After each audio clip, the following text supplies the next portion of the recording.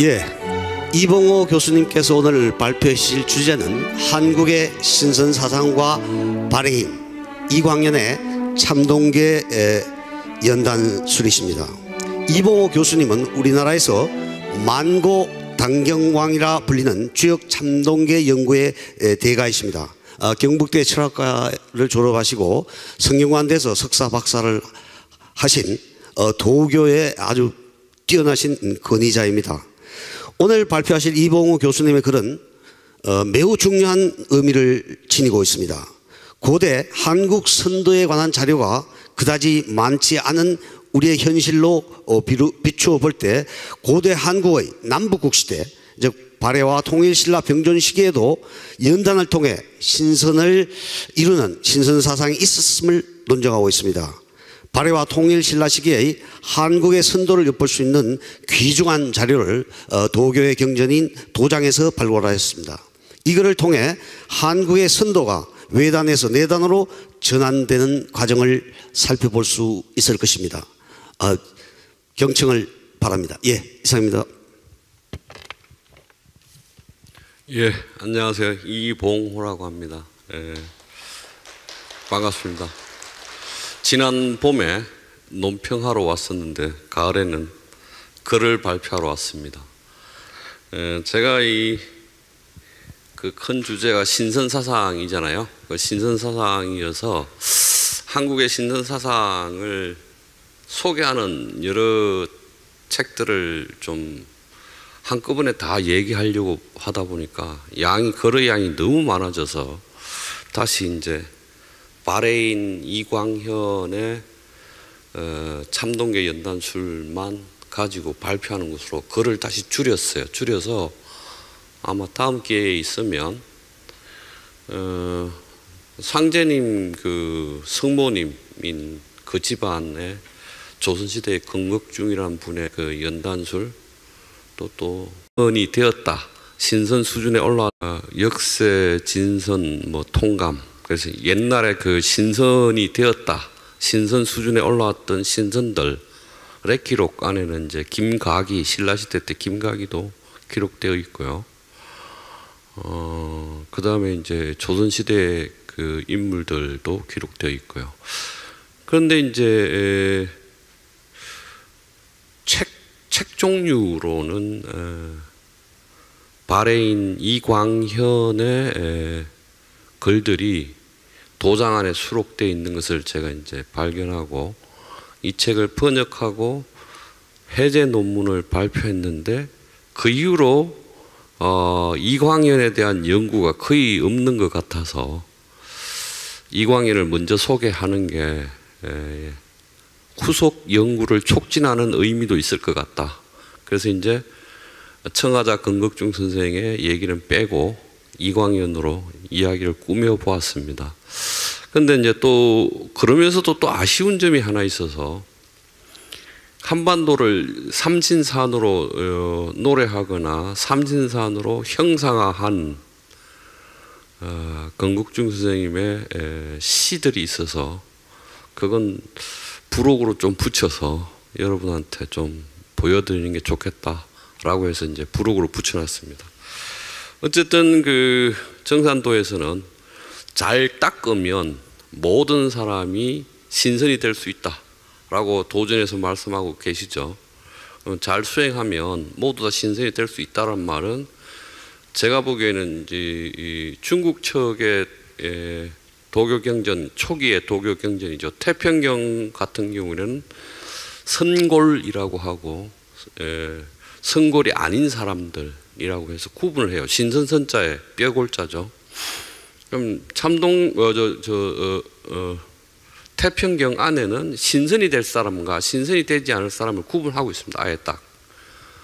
그런데 모든 사람이 잘 닦으면 신선이 될 수 있다는 말은 그런 선골과 선골 아닌 사람의 구별을 넘어서고 있고 모두 다 신선이 될 수 있다는 말을 하고 있는 것이니까 뭐 그게 더 평등하고 더 의미 있는 얘기이겠죠. 갈호옹의 신선가학론에서도 될 수 있는 사람과 될 수 없는 사람이 구분되고 있죠. 신선이 될 수 있는 사람과 될 수 없는 사람이 구분되고 있습니다. 따라서 도전에서 말씀하시는 모든 사람이 잘 닦으면 모두 다 신선이 될 수 있고 성경에 될 수 있다는 말은 중국의 도교 사유하고는 좀 다른 것 같아요. 그래서 모두 다 신선이 될 수 있다는 의미니까요. 그러나 중국은 어떤 차별을 두는 것 같아요. 그래서 일단 신선 개념을 잡기 위해서 신선이란 말이 어떻게 형성되고 그 신선이란 말 안에서 어떤 의미들이 중국 역사 안에서 이렇게 추가되면서 신선 개념이 형성돼 가는가를 좀 써봤어요. 그래서 이제 신선사상가 삼신산이라고 제목을 단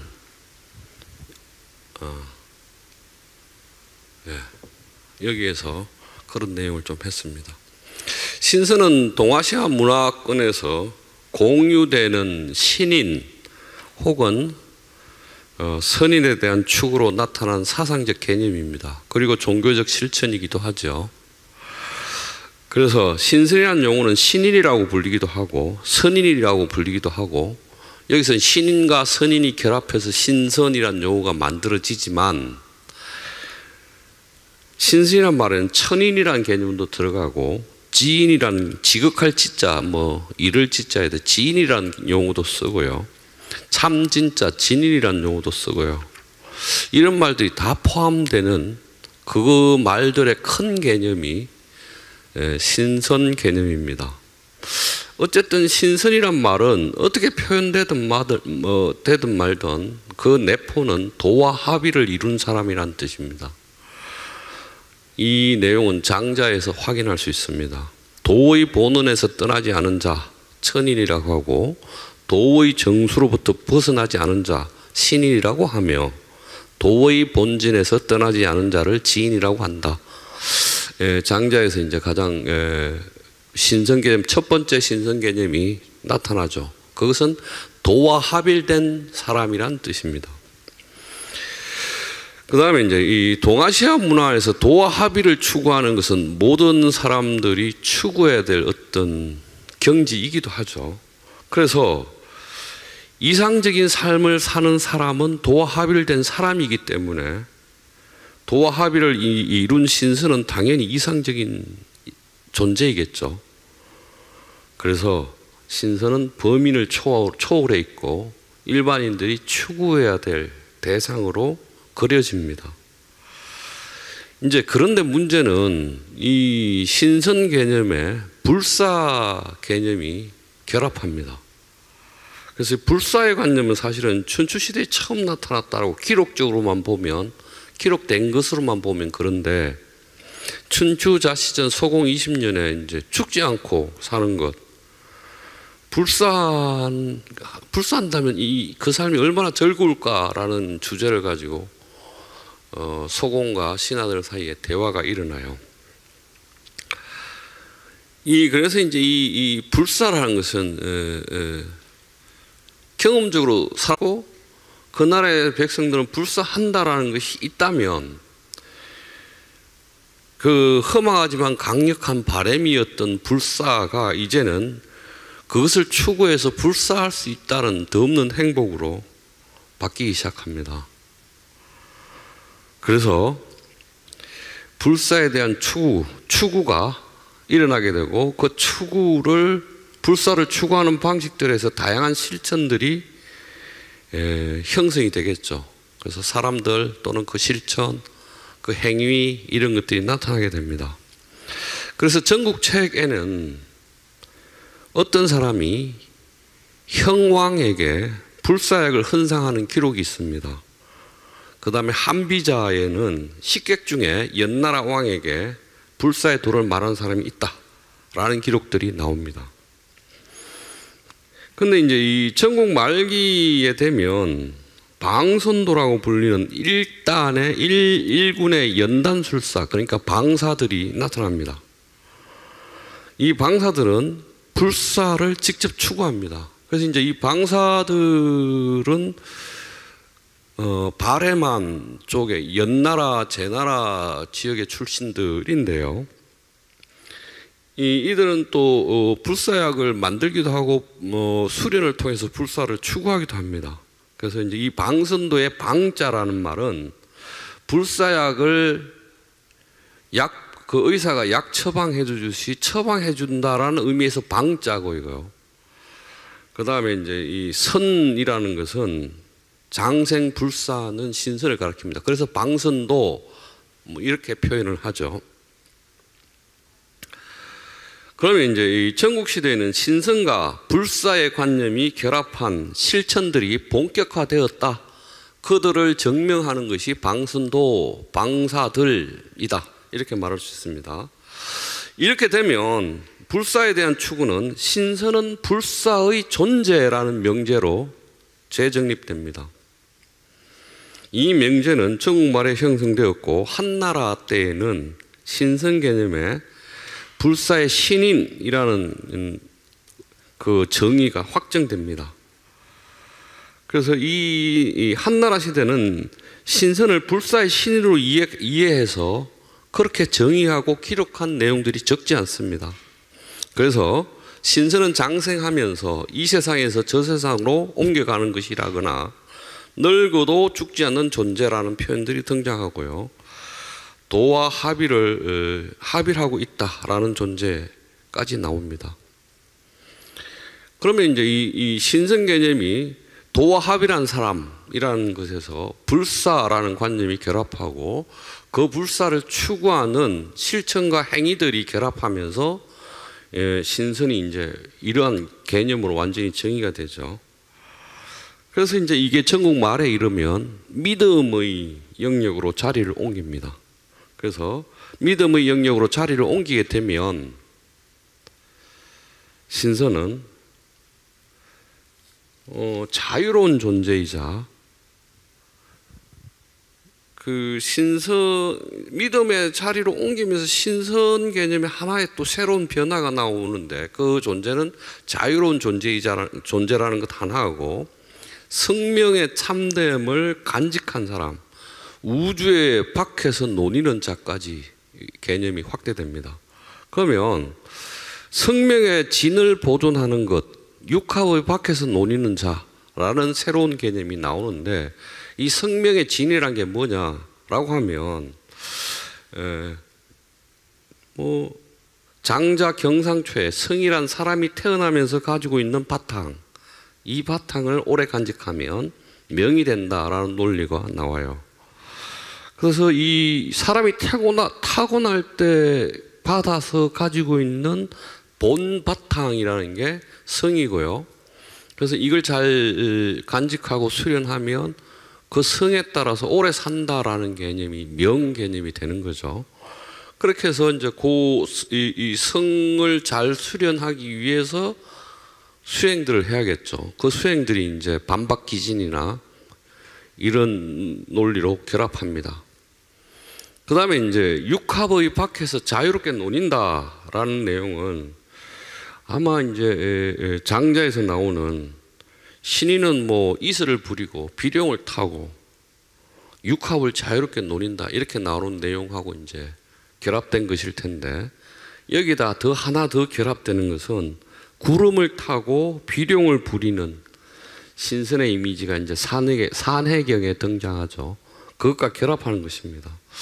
그래서 정말 한나라 시대 때의 그 섭유기 같은 경우를 보면 복례산이 굉장히 그 우주 상상 속에 있는 그 천계 속에 있는 까마득한 복례산을 표현해 놓고 신선들이 학을 타고 용을 타고 복례산을 오르내리는 그런 전경들을 묘사하고 있습니다.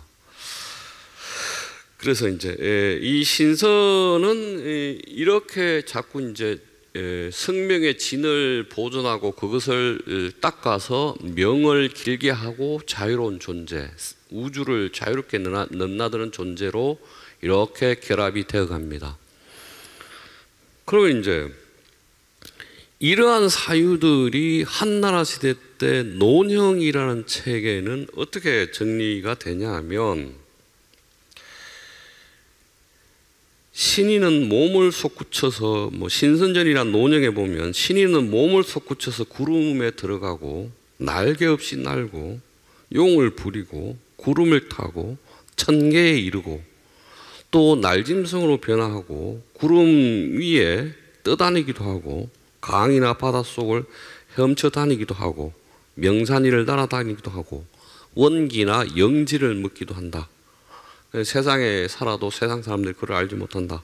뭐 이런 내용들이 나와요. 그래서 이제 이러한 신선 사상은 춘추시기 불사관념하고 전국시기 도가의 신선 개념이 결합한 것이고 산해경이나 이런 신화 얘기까지 결합돼서 우리가 익히 알고 있는 신선 개념에 도달합니다. 그러면 이제 이 신선이 되기 위해서 우리가 실질적인 실천을 하거나 뭐 그렇게 하려면 신선들의 세계, 선경이라는 것, 신선들이 사는 장소 이런 개념도 나올 수밖에 없죠. 그래서 이제 신선들이 사는 세계를 선경이라고 표현하는데 선경은 이제 도교 안에서 중국 도교 안에서는 여러 가지 명칭들이 있습니다. 그래서 이제 이 불사액을 추구하고 불사액이 있다고 말해지는 삼신산부터 여러 종류 십주와 삼도 뭐 십주 뭐 복지 동천 등등의 개념의 성경들이 나타나죠.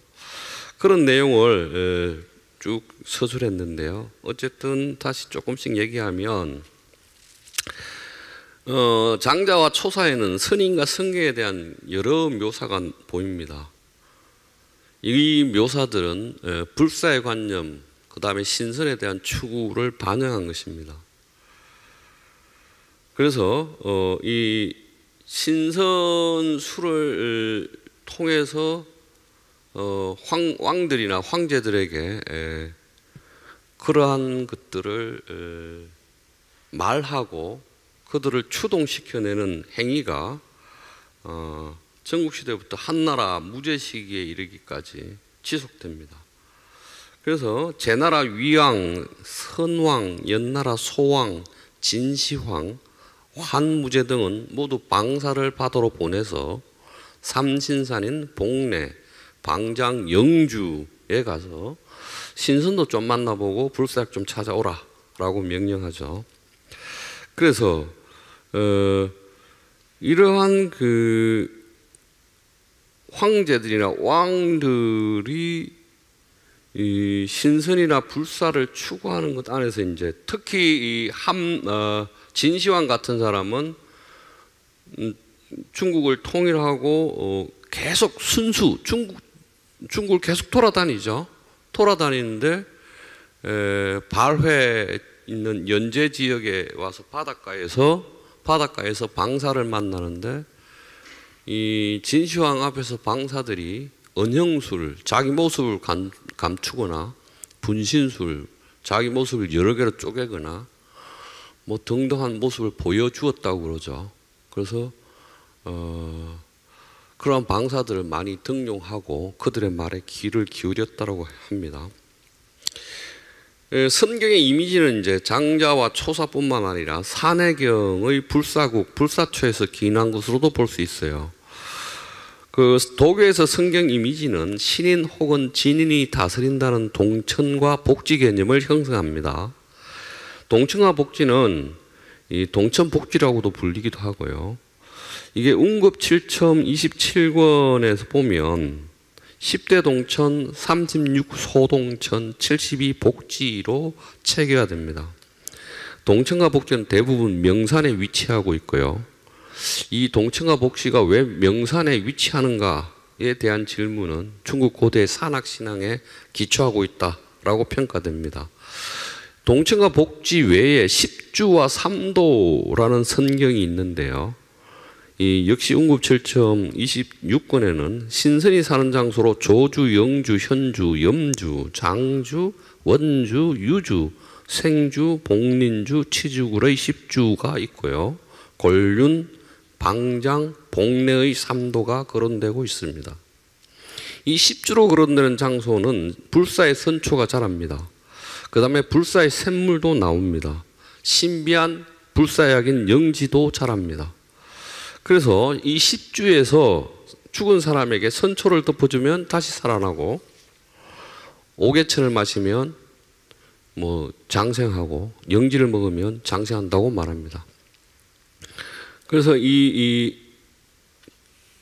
10주는 그렇고요. 삼도 삼신사는 이제 뭐 묘사의 차이가 있지만 대략 뭐 우리가 알고 있는 그 삼도가 비슷합니다. 그러면 이제 한반도에서 동천이라는 불리는 장소가 전국적으로 분포되어 있습니다. 한반도 안에도. 그래서 이 동천에 대해서 좀 조사를 해보려고 한국연구재단에 돈을 신청했는데 탈락했습니다. 걔들은 관심이 없죠, 이런데. 청하자 건국중은, 이 청하자 건국중은 이제 뭐 성모님 쪽이죠. 성모님 쪽의 선조이죠. 건국중은 한반도를 삼신산의 형상으로 묘사했습니다. 이는 사기 진시황기 한서 교사지에 수록된 삼신산을 발해라는 바다 가운데 있다라는 기록이 한반도를 삼신산으로 이해한 것이기 때문입니다. 이제 신선이 되는 방법. 불사액을 재련해서 이를 복용하고 신선이 되는 일련의 행위를 연단술이라고 합니다. 참동계라는 망고 단경왕이 있는데 참동계 이전에도 다양한 연단술은 존재했습니다. 참동계 이전에 다양한 연단술이 존재했다는 것은 참동계 경문에서 연단에 사용된 약물들을 나열하고 이거는 원리에 맞지 않아 라고 비판하는 내용도 있습니다. 이거를 안 했네요. 네. 네. 그래서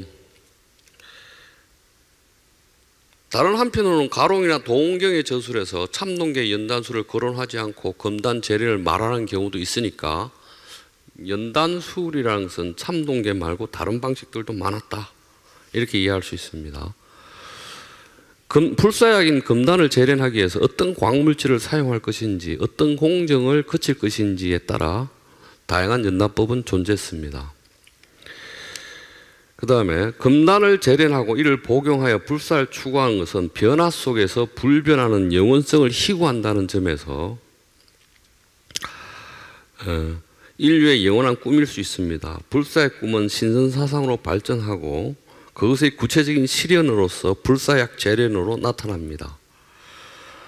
신선사상의 발원지로 발해만을 중심으로 한 연제지역이 거론되고 불사약이 존재하는 삼신사는 발해 바다의 가운데 있습니다. 중국의 연제지역과 한반도는 발해만을 공유합니다. 따라서 한반도에 신선사상이 있으며 신선을 이루기 위한 연단술이 존재했을 거라는 추론은 가능합니다. 그 다음에 그러한 전제에서 살펴보면 고구려 벽화에 나타난 단약을 들고 나는 하늘을 나는 신선의 모습이 있습니다. 제가 이 무덤을 들어가 봤는데요. 2012년에 들어갔는데 아마 그때 당시에 중국 돈으로 270위안 정도 주었던 것 같아요. 아주 느낌이 좀 새로운 공간에 있는 듯 하고요. 사벽면이 널찍한 그 돌로 깎여져 있고 그림이 채색화되어 있는데 뭐 그렇습니다. 그 다음에 이제 본초류 책들에서 금을 복식하여 수명을 연장하거나 신선이 되는 사례를 거론하고 있습니다. 본초류에 금가루는 그 맛이 신맛이고 독이 있다고 말합니다. 그러나 재련된 금을 복용하면 정과 신을 진정시키고 골수를 단단하게 하고 오장을 모두 이롭게 하며 도끼를 제거하고 복용하면 신선이 된다고 말합니다. 그래서 이제 재련된 금단을 먹고 신선이 된 중국 도교 기록안에서 대표적인 사람은 위화존 부인입니다.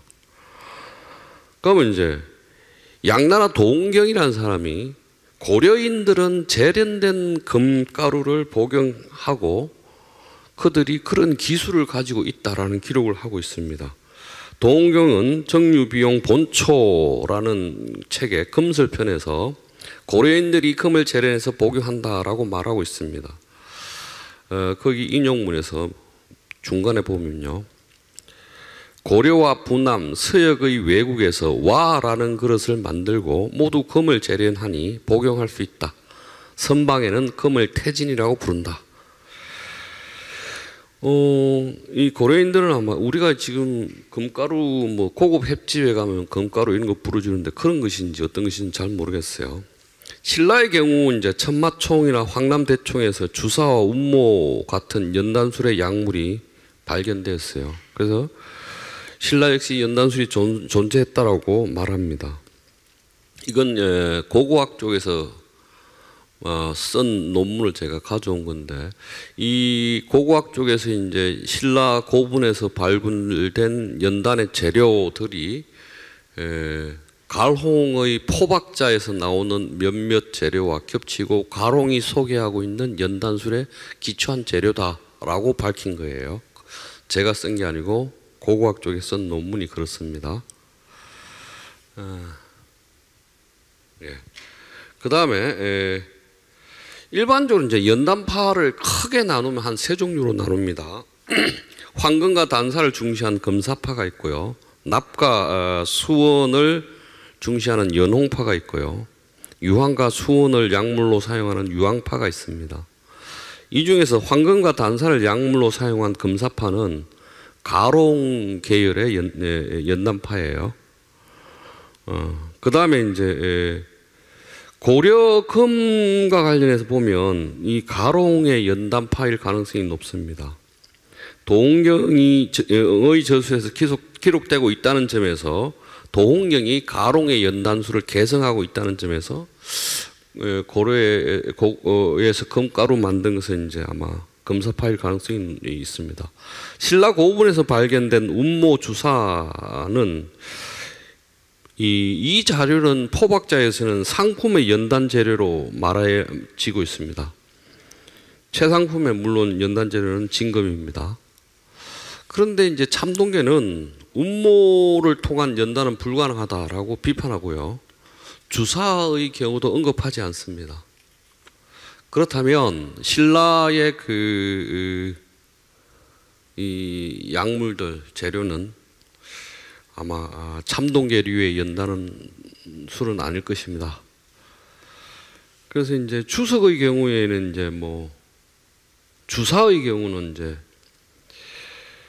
이건 역시 이 참동계류의 연단 술은 아닙니다. 참동계에서 사용하는 연단의 약물은 연과 홍입니다. 그래서 이제 이상의 서술에서 확인할 수 있는 것은 고구려와 신라에서 행해졌던 연단술은 적어도 참동계류의 연단술은 아닌 것이다. 그렇게 볼 수 있고요. 그렇지만 고구려, 신라, 고려 당시에 도교의 다양한 연단파가 활동하였음을 알 수 있다. 이 정도 얘기입니다. 그 다음에 이제 이 이광연 얘기를 하겠습니다. 참동계류의 연단술은 그러면 없었나? 라고 질문을 해보면 바레인 이광연의 저술을 통해서 이를 확인할 수 있습니다. 제가 몇 년 전에 바레인 이광연의 외단 이론이라는 제목으로 논문을 발표했는데요.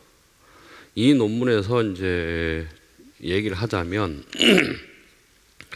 이광연은 당시에 이제 이광연의 저술 책들 안에서는 연단의 재료로 사용된 다양한 약석들을 쭉 나열하고요. 그것들이 어떤 이유에서 연단의 약물이 될 수 있고 어떤 것은 어떤 이유에서 될 수 있다라고 말해요. 그래서 이제 이광연의 이 연단 이론의 핵심은 음양설과 오행설이고요. 음양설과 오행에 따라서 약물들을 분류하고 이것들이 음양의 관계에서 결합하고 오행의 관계에서 결합하는 원칙을 세웁니다. 그래서 이 인용문을 보면 순수한 음이 가시적인 양의 제압을 받아서 형태가 변하고 또 순수한 양에 복제되어 서로 의지하니 이것은 음양의 큰 이치다 라고 하고 이것들은 모두 같은 부류의 성질을 가지고 있다. 이런 내용들을 통해 얘기를 하고 있습니다. 그러면 연단의 약물인 그 약물을 어떻게 사용하는가의 원칙은 같은 종류가 서로 돕는 동류상보설의 원칙으로 말을 설명을 하고 있습니다. 그래서 심지어 이 이광현은 그때 당시에 그 중동 지역에까지 가서 약물을 사오는데, 그런 약물을 구해오는데 그런 약물은 원리에 맞지 않아서 이 금단이 될 수 없다, 이런 내용들을 비판하고 있습니다. 그래서 용약설의 원칙은 이제 음양론과 오행론의 동류상보설이다라는 얘기를 지금 말씀드렸고요. 그 다음에 이제 좀 금액, 환단, 백물의 내용을 보면 이 당시에 오금, 사향, 팔석, 심지어는 그 무엇까지 얘기하냐면, 우리가 기와집위에서 그 풀이 나지 않나요? 그 소나무처럼 생긴 그게 이름이 뭔지 모르겠는데, 그런 풀까지 이제 연단 약물로 쓴다라고 이제 이강현은 얘기하는데, 그런 것들은 아마 금단이 될 수 없다, 이렇게 얘기를 해요. 이 원리는 간단합니다. 오행의 이제 상생의 원리에 합치되지 않거나 음양의 원리에 합치되지 않으면 약물이 될 수 없다라고 말하는 것입니다. 그래서 이 이광현이 얘기하고 있는 것은 기본적으로 주역 참동계의 연단 이론을 따르고 있고, 주역 참동계 이론에 아마 주역 참동계를 번역하거나 공부를 해보면 왜 이것들이 이렇게 제복되고 왜 이 약물과 이 약물이 이렇게 결합하는지, 그 음양의 논리나 오행의 논리를 따라 읽으면 굉장히 복잡한데, 아주 간단하게 이광현은 음양과 오행의 동류상보설의 원리로 그것들을 설명하고 있습니다. 그래서 이제 지금까지 정리하자면 신선 사상과 그 신선에 대한 추구가 우리나라 고대사부터 면면이 있었다. 그런데 이제 그 신선이 되기 위해서 연단하는 자료들, 뭐 그런 책이 있는가 했을 때 남북국 시대 발해인 이광현에 의해서 그런 책이 있다, 이 말씀을 드렸고요. 그래서 제가 간단하게 뒤에 부록으로 태상 일을 호는경이라는 것을 좀 번역해서 달았어요.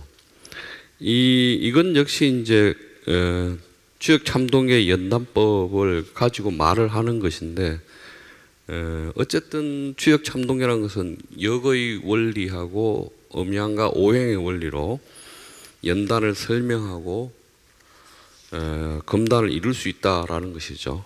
그 다음에 이제 부록으로 청하자 건국중의 삼신가를 제가 달았는데, 제가 아마 2006년 겨울 방학 때 이제 전북에 있는 교수 몇 분들하고 상제님 뭐 태어나신 곳 또는 구리골, 뭐 검선사, 모악산 이런 곳 다니다가 이제 청하자 선생님 유적지도 한번 가보자라고 했는데, 김제에 이제 후손이 계셨어요. 그래서 그 후손한테 연락해서 산소를 가고 싶다 그랬더니만은 그분이 이 산소를 이장해서 높은 산으로 옮겼기 때문에 이 겨울에 거기를 가실 수 없다. 그러면서 이제 하시는 말씀이, 몇 년 전에 김제 철물점에 한 노인이 나타나서 괭이를 찾더래요. 그래서 처음 보는 노인이라서 니시냐고 물었더니, 나는 어느 산에 사는 건국중이다. 우리 집에 물이 자꾸 차서 퍼내도 안 돼서 물기를 내야겠으니까 괭이를 달라 그랬대요. 그래서 이 철물점 주인이, 그 청하자 선생님은 워낙 유명하신 분이고 김제에서는 뭐 그런 분이니까 다 알고 있으니까, 그분이 분명히 돌아가신 지 조선시대 몇백 년 전에 돌아가신 분이 지금 나타나서 괭이를 달라고 그러니 너무 신기하잖아요. 그래서 후손한테 이제 연락을 했대요. 그래서 후손이 산소를 파보니까 정말 물이 가득해서 높은 산으로 다시 터전을 잡아서 옮겼다. 그래서 이제 그 이장한 하기 전에 이제 이장한 그 하고 없는 데 가서 거기만 답사하고 말았는데, 거기서 이제 그 냄비 라면 끓여 먹는 냄비 소뚜껑만한 영지를 제가 발견해서 그분한테 드리고 온 추억이 있습니다. 아마 제가 그때 당시에 청하자 선생의 주역 참동계 주회를 초역을 다 하고 있던 상태였기 때문에 동기 감흥을 한 것인가 싶습니다.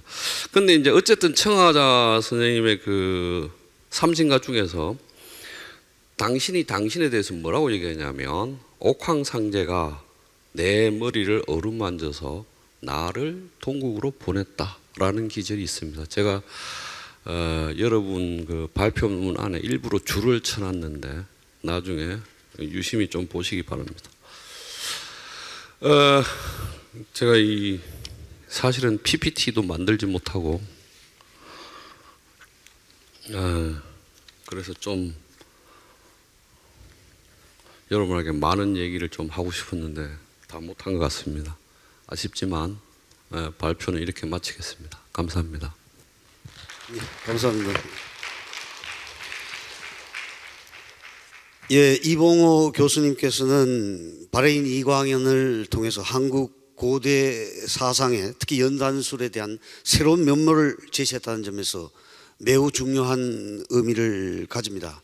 다만 좀 아쉬운 것은 이런 이광현 사상이 한국의 고대 신선 사상과 구체적으로 좀 어떤 연관이 있었다 하는 사실을 좀 연결해 주었으면 하는 아쉬움이 남습니다. 하지만 우리나라의 주역 참동계, 금방 말씀하신 공덕중의 주역 참동계 죄도 있고 서명옥의 참동계도 있습니다. 다음 기회에 한번 이런 우리 선생님께서는 주역 참동계 대가시니까 이런 것과 연결돼서 다음 발표로 이어질 수 있기를 간절히 기원하면서 감사의 말씀을 드리고요.